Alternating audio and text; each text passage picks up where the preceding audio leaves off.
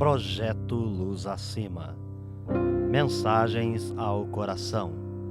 Da obra Luz Acima, ditada por Irmão X a Francisco Cândido Xavier. Capítulo 24. Na esfera dos bichos. Dizem que os macacos contemplavam grande cidade, nela depositando sonhos para o futuro. Viviam cansados, clamavam alguns e queriam repouso. As fêmeas da espécie declaravam-se exaustas. Desde milênios criavam os filhinhos, amamentavam-nos, sofriam horrores, cobriam-se de humilhações e pleiteavam repouso. Quem lhes ouvisse as queixas acompanharia o coro de lágrimas. Os símios mais velhos choravam de meter pena. Afirmavam sem rebuços que os conflitos na floresta eram francamente angustiosos e terríveis. Sem dúvida, a turma despreocupada dos bichos dormia quase o dia inteiro, saboreava os produtos da terra e, quando não via presa fácil, desfrutava a lavoura dos homens com toda sem cerimônia. Se o tédio ameaçava, corriam todos para o arvoredo forte e improvisavam um verdadeiro parque de diversões na ramaria bordada de flores. Comiam o que não plantavam, valiam-se dos imensos recursos do solo, mas, assim que terminavam as brincadeiras, vinha o rosário de lamentações. Não suportamos esta vida, reclamavam os antigos. Renovemos tudo, desafiavam os novos. Acabavam as reclamações, observando detidamente a cidade enorme que lhes centralizava as esperanças. Tornando-a a gruta selvagem, impunham-se comentários alusivos à modificação. A transferência para a casa do bípede humano era a única medida razoável. Os seres racionais tinham a noite magnificamente iluminada por lâmpadas coloridas. Trajavam roupas brilhantes, dispunham de residências acolhedoras, bebiam água gelada na canícula e chocolate reconfortante no inverno. Possuíam palácios de governo, colégios, clubes, imprensa, parques e maquinaria. Gozavam as delícias da inteligência. Respiravam, pois, num céu legítimo. Urgia assim a mudança imediata. Diante da exigência geral, reuniram-se os chimpanzés mais prudentes e mandaram um macaco velho para fazer os apontamentos locais. O símio inteligente aproximou-se dos homens e deixou-se prender manhosamente num circo. Partilhou a experiência dos filhos da razão durante 5 anos consecutivos. Devorou centenas de bananas, andou por vilas e aldeolas enfeitado de guizos, fez pilhérias notáveis e certo dia regressou. Grande congresso dos companheiros a fim de ouvi-lo, as fêmeas da tribo sustentando os filhinhos e os monos encanecidos enfileiravam-se à frente de todos. O emissário apresentou seu relatório em guinchos solenes.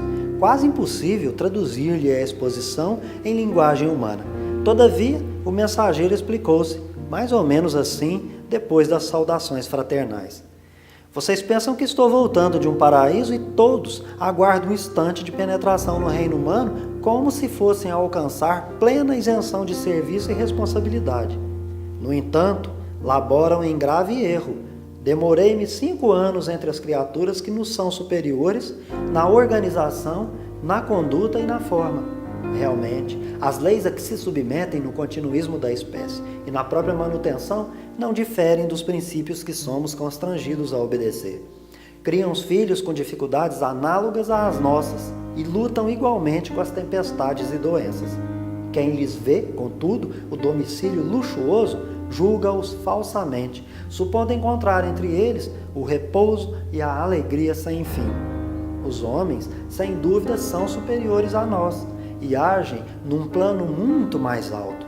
Entretanto, ai deles se pararem de trabalhar. A natureza que nos cerca lhes invadirá as cidades, destruindo-lhes o encanto e as benfeitorias.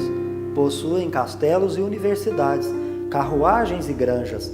No entanto, para alimentarem os valores educativos que os distanciam de nós, são obrigados a respeitar horríveis disciplinas. Não fazem o que desejam, qual nos ocorre na furna. São submetidos a códigos e decretos, com os quais devem consagrar os próprios brios. A guerra entre eles, a bem dizer, é um estado natural. Os piores entregam-se a monstros perigosos, conhecidos pelos nomes de egoísmo e vaidade, ambição e discórdia, e começam a praticar violências calculadas para dominarem as situações. Em razão disso, os melhores são compelidos a viver armados até as unhas, de modo a se defenderem, preservando as instituições de que se ufanam. A residência deles, indiscutivelmente, é maravilhosa, mas são tantos os problemas inquietantes a torturá-los de perto que, de quando em quando, eles mesmos improvisam chuvas de bombas com que inutilizam as próprias obras, a fim de recapitularem as lições que andam aprendendo com os poderes mais altos da vida. Para manterem o brilho da esfera em que habitam, padecem aflições dia e noite. De fato, são detentores de prodigiosa inteligência, e parece-me que subirão muito mais na montanha do progresso que não podemos, por enquanto, compreender. Em compensação, trabalham tanto, sofrem tão largamente e são obrigados a tamanhas disciplinas que eu, meus irmãos, voltei resignado à minha sorte. Quero a minha gruta barrenta, prefiro nossos costumes e necessidades. O céu dos homens não serve para mim, não suporto, sou um macaco. Os membros do conclave, porém, cobriram-no de zombaria e pedradas. Ninguém acreditou no mensageiro. Para a bicharia, a cidade dos homens era um ninho celestial, sem deveres e sem lutas, sem dificuldades e sem percalços. E por isso mesmo, a macacada continuou exigindo acesso à esfera humana com o único objetivo de gozar e repousar. Escutei a lenda curiosa estudando-lhe o símbolo. Não pintará esta história a mesma situação corrente entre os vivos e os mortos da atualidade?